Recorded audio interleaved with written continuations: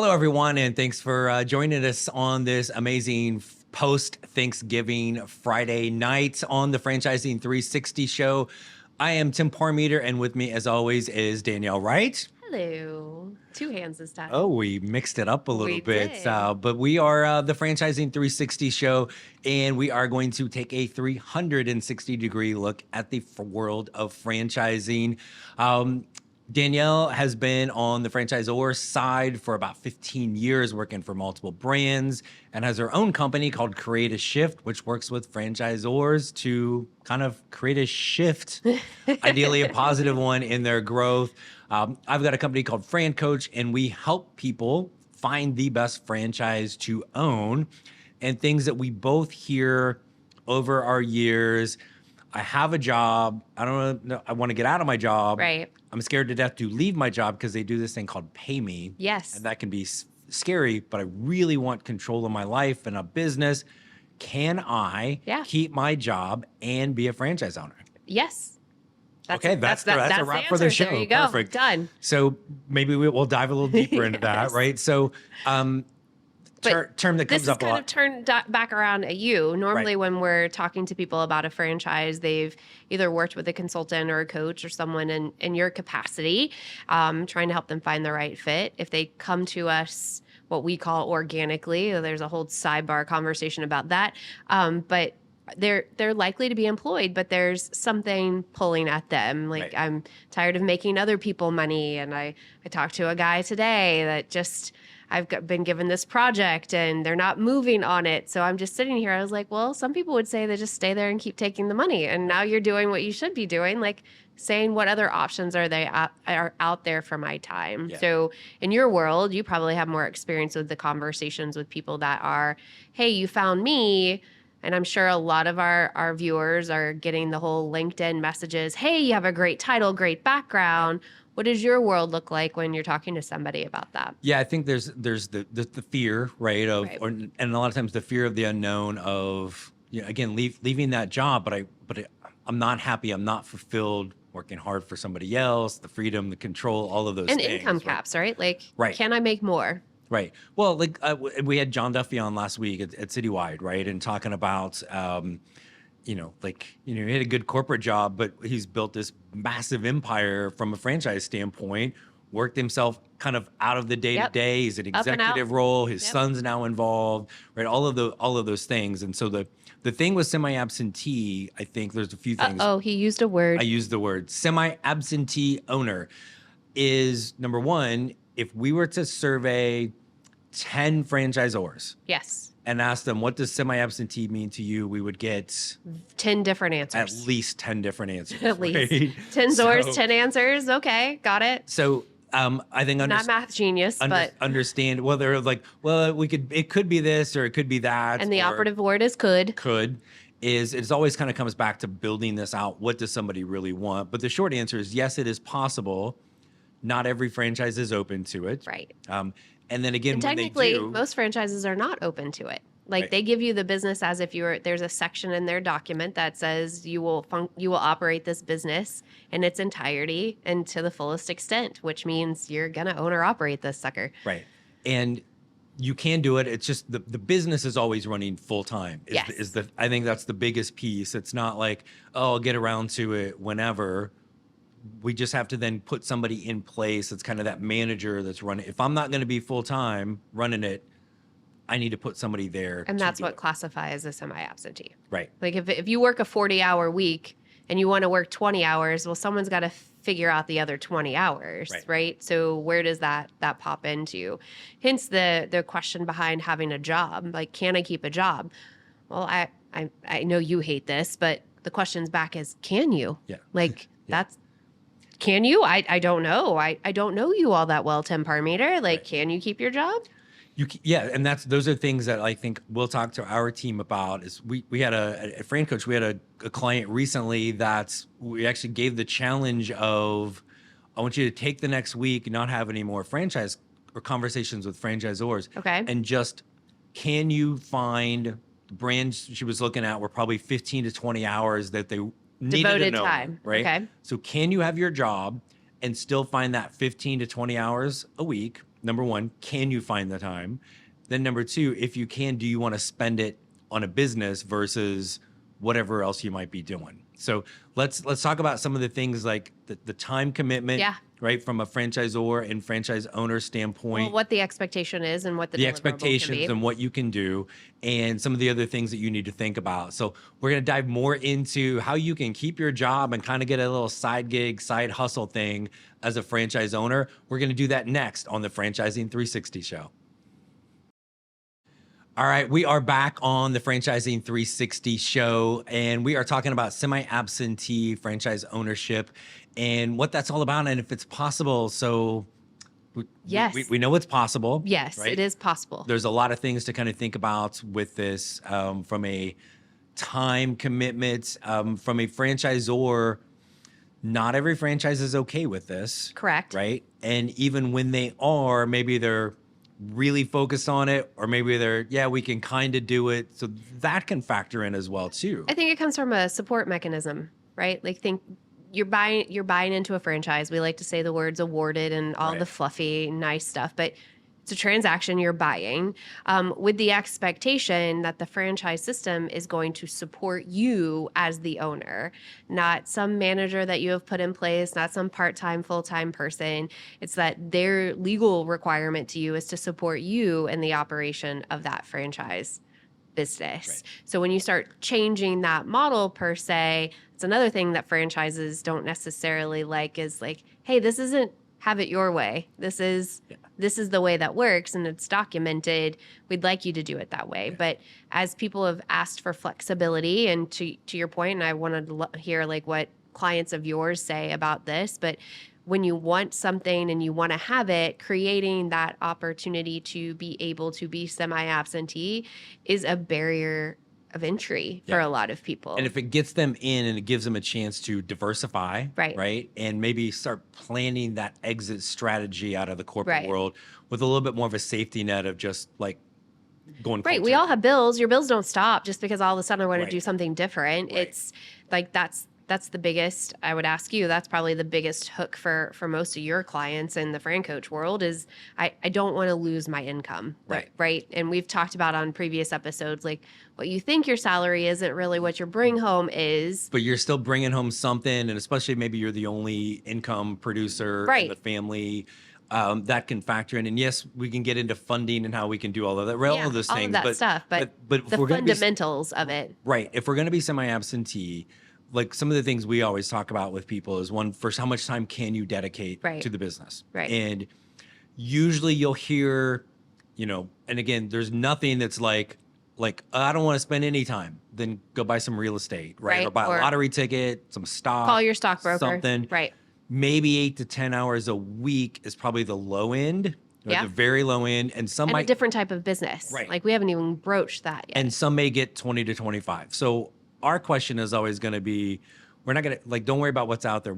How much time can you spend? Yeah. Right. And you tell me however much, Danielle, how much time could you spend on this? Like if you think about the hour that you're surfing Instagram from 7 to 8, could you answer some emails? Right. Could you do some task lists? Right. And I think that's the other thing too, is that it does not have to and be. I just dated myself with the Instagram those.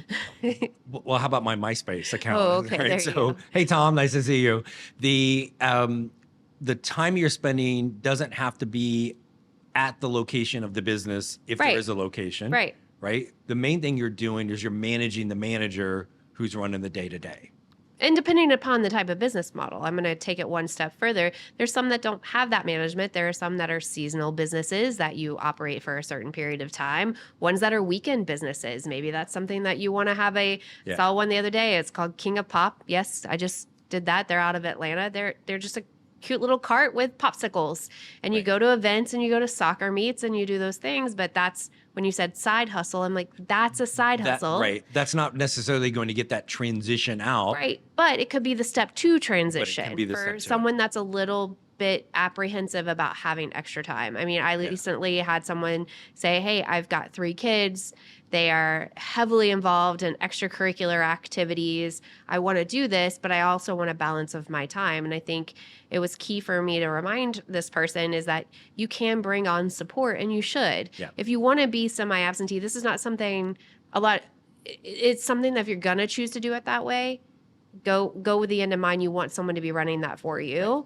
And if this is an investment opportunity, you want someone to be running that for you. So get them early and have them go along with you on this journey as you grow this business opportunity. And you may have somebody that you already know that you want to plug in there. But if not, those franchises that are open to the semi-absentee are going to have those resources to help you. Or other franchise owners, right? Like, it's not always how the franchise is going to lay that out for you, because operationally, they're going to want you to run it day in, day out. Right. But there are franchise owners that have had adaptive business models to what the franchise provides. And that's something that you learn more out of your franchise community than necessarily what you may get from the franchisor. Right. And some of those things that we're doing from a time perspective, when there is that manager in place, some of the other things that can come up for that owner that they need to be cognizant of, traits and things like that. Yeah. Let's hit those up.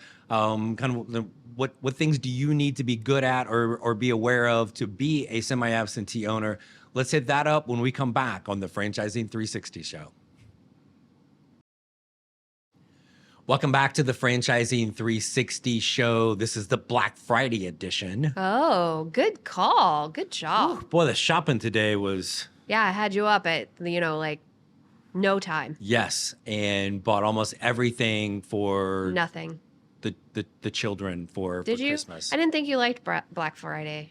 I don't like... No. I thought you were more of a Cyber Monday kind of guy. I'm more like, can you just buy everything and put my name on it? Yeah, type of thing. Give me the credit card, let's go. Perfect. That's where this episode's going. So, you want to keep your job and still spend money? Here you go. Keep your job and keep spending money. The semi-absentee owner. Yes. So, what are some things that I think I can keep my job? I want to keep my job and have a franchise. Any sort of traits or skills that come to mind? Besides the figure it out. Always the follow a plan, figure it out. Yeah, right? Figure it out. If a thing comes in before you got to figure it out. I think people just have to know, probably more so, what I'm not good at. Right. More so than what I am good at. Because if you really, like you said, you reflected with someone, said, hey, stop, look and see how much time you have. If you really step back and say, I really don't like doing this. Could I do it? It's like when we had our franchises, I hated payroll. I hated doing payroll. I hated looking at the time clocks. I hated making sure everybody was in where they needed to be when they were supposed to be. I just firmly believe everyone should be honest. Yeah. And it was the thing that I hated the most, but I gladly would pay for someone else to do it. Right. And it took the most amount of my time. So I wasn't able to do my day job because I'm over here agonizing about payroll. Right. So I think understanding that those are the things you don't want to do, and can you source them somewhere else through a third party, or is that someone I need to bring in on my team as an employee to handle? Or maybe that's something the franchisor has. And I think just in general, what are you good at and where do you need extra help? Maybe that is something, maybe the franchisor, they got a little more support from me here. Yeah. That's helpful. We had somebody a while back was a pilot, and one of the franchises that he was looking at really had a great call center to help with that. So there's some things from that standpoint, but I think you really have to be good at and comfortable with delegating, because you're not going to be there to make every decision. Funny that you said that. I've had a lot of people come to me and they are, I really want to know how to do all of the things. Really? Do you? Is that really what you want to do? Yes. Great. You should still bring a buddy. Right. In a buddy system, bring someone along on the journey, because there is going to be a situation in your life, especially if you're keeping a job, because your employer is expecting you to work. Right. I mean, that's kind of a thing. They're paying you, right? I haven't been employed in a while, so I don't know what that looks like. So the reality is you have committed time to an employer, but now you've also committed time to a business. Right. How are you gonna divide all of that time? There's only so much time in a day, and then guess what? You got kids, you got life, you got older parents, you've got life, right? So how do you budget all of that? And you should always know what's going on in your business, and you're going through training and all of that, but you've got to be able to kind of let that person or persons in your business that are truly there all day, you've got to be able to trust them and be able to delegate to them with that. And I think the other thing we talk about a lot when people, it's time, how much time per week can you spend on this? but also that accessibility, right? So if you're the semi-absentee owner and I'm your manager, Yeah. and at 10 in the morning I call you and I can't figure something out, or I need And I can't get a hold of you, right? Like maybe you're in a meeting right at 10, Right. but can you call me back at 11, right? Or is it going to be the next 5 o'clock or Right. the next day Right. or whatever that may be. And it doesn't matter what the answer is, but it's one of those like self-reflection things. You've got to be like, no, I'm pretty good within a couple hours. And the client I referenced earlier, when we literally gave them that exercise of think about the time, they had 3 days a week where they were in an office and really not accessible. And so in their mind, that became kind of a challenge of like, I'm completely tuned out. Doesn't mean you can't find a business, just maybe the one she was looking at were not going to match that expectation. And again, you've got also the time, the accessibility, and then am I comfortable with the those options. things? Yes. Right. And then being able to find that franchise that can show you how they can kind of help with where you are. You need a little extra help. So what would you tell a client if they were, hey, I have a job. I like the idea of this. Thanks for the conversation in and around it. What's their homework? What is something that our viewers could be doing now if they're thinking about this? I think first and foremost is time, right? How much time can you devote So basically like a food journal, like document all your time. A little. That was really the homework we gave this person. It was, whether you're driving to work or you're home at night, can you literally go, from 6 to 7, I could do this, right? I could check emails, I could check metrics, that accessibility during the day for whatever. And then I think also, you talked about things you don't want to do, hugely important. Is there anything that you want to do? And maybe you like going to a networking luncheon or something like that. You want to be all logoed up with your stuff. Those are things that you can do too. So let's talk a little bit more about kind of a couple of those other things that maybe you can do, but still keeping your job and still building this business. Yeah, So I'm all in for positivity. Let's go. let's do that here on the Franchising 360 show when we come back. And we are back on the Franchising 360 show talking about semi-absentee ownership, fact or fiction. Really? Okay, not really, but we know it's not fiction. We know it's fact. There's a lot of things to think about with this, and you have something super profound to go into. Do I? I don't know. I was hoping so. I think the place that I was going to go is we hear semi-absentee, but we also hear the word passive. Passive. Tell me what that means to you, Tim Parmeter. I think that's somebody that is not going to be a franchise owner because they're thinking I don't have to do anything. Okay. Right. And so, or semi-absentee, semi-passive, like you got to work. And you got to do what?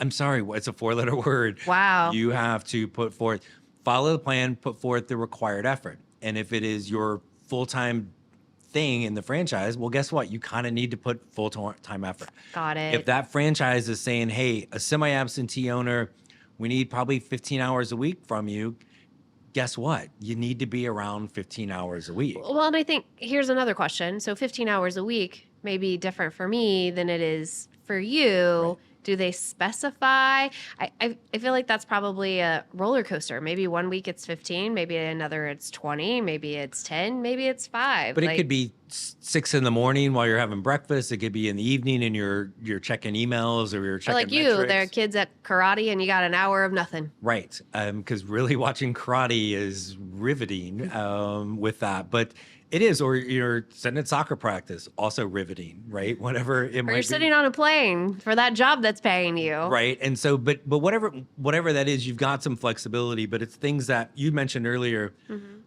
What are you not good at or not want to do? But I think also understanding, are there any things, if it's 15 hours a week, just for argument's sake, is there anything in particular you want to do? Maybe you would do like getting out and connecting with some people, right? Maybe if there's a storefront, you like, man, I really like going in to, do the inventory, or it can be whatever you want. But if there's something that you enjoy doing, just as importantly, what you don't, you gotta share that as you're going through this journey. And I think if you decide to search franchises on your own, as the audience may, or use someone to go along that journey with you, like your organization, knowing that before you go in, that kind of gives you the checklist for the discussion. Like if Right. it's not going to match these markers for me, then maybe it's not the right fit Right. as much as I would love it to be, right? Like, Yep.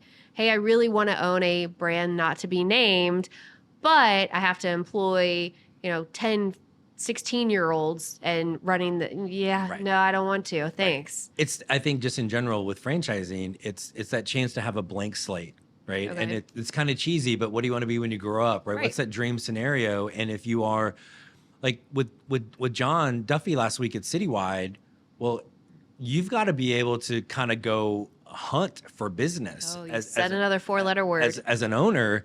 And some people are going to go, oh, that sounds terrible. Yeah. But there are people who are like, let's go. That's awesome. Right. And so whatever it is, you have to really like kind of be honest with yourself of what am I good at? What do I enjoy? People Yeah. I'm around. And even if it's semi-absentee, you're spending less time, but those things are still equally as Right. important. And I think that's the key for this episode, right? For our viewers to understand that it is doable. The franchise is not set up to be that way, but this is a word that we'll talk about. And maybe key for the next episode is validation. Like, Yeah. what the heck is that? Like, am I pretty? No, that's not the type of validation that we're talking about. But if you go and start looking at different franchises, there are people that are operating them, maybe not in your backyard. Right. May be in a different state. They may not be the same background or pedigree that you are. The key is being able to talk to other owners that are in some aspect running their business the same way that you would want to, with the same limited flexibility per se. Yeah, it's if anybody is ever looking at a franchise and they go on their own to try to find one, well, first, shame on you, call FranCoach. Oh, but goodness. if they do and they're talking to other owners in that brand are not part of the process, should you run or run really fast? Right. So I've done that. I'm on the other side, right? I've been part of the franchise system, talking to owners for many, many years. And I say, no matter what I'm telling you, it's all going to sound wonderful and great. And it's going to align with all your goals and your visions. But the reality of this is you want to get to the space where you're talking to people just like you, not talking and to doing me. what you would eventually I'm be telling you doing. exactly how to do it from the business and the box. They're going to tell you how they're doing it for them to fit their lifestyle. Again, this goes back to the whole 360 show, is how to help people understand how they can become a franchise owner, how franchises operate, and then how your business can be a franchise. And that's something for business owners that are watching this to think, okay, how can I set up that model for them so that they understand, hey, a lot of people start businesses and they have jobs too. Yeah. So that's probably worse. Am I okay with Yeah. that for my franchise versus, and it's okay Right. to not be. Again, it can be whatever you want. So I love this conversation, and it's definitely buzzwords flipping around the franchise community about semi-absentee, semi-passive. right. Like it's the wave of the future, because the gig economy was a thing and still is a thing. Right. And the short answer is yes, you can have a job and have the franchise. Yes. And Not every franchise is open to that. And there's a lot of things, but the beauty of it is you got to make it whatever you your want. journey. Right. So that's it. Danielle, did we have any of our wonderful watchers have a question? We did have a question Okay. from John, and he did ask what were the top 5 industries to own a franchise. So we get that with our clients asking similar questions. What's the top this? What's the best that? And if I'm being really honest, you know what I do every time? Oh, I can only imagine. I kind of roll my eyes. Just like I just did. So it's a great question. It's the answer kind of annoys people because there's really not one truly best or top. There are. What are we saying makes the best?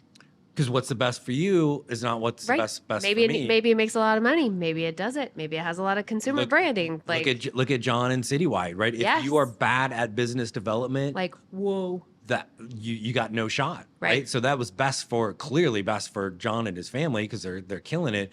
But I would be terrible at that if I had to go. And there's a bunch of lists, right? Like there's like I read this the other day on a chain that we're on. It's like the Entrepreneur 500 list comes out every year, and it takes each industry and tells you what are the top 5 brands in each industry. It's a good piece to start your research with, but it's not the thing that you should use as you're deciding. No, and we're going to get a chance to talk to a whole bunch of more franchisors coming I love up guests. very soon. I don't have to sit here. Exactly. But until then, that's semi-absentee ownership. That's Danielle Wright. That's me. I'm Tim Parmeter, and this is the Franchising 360 Show.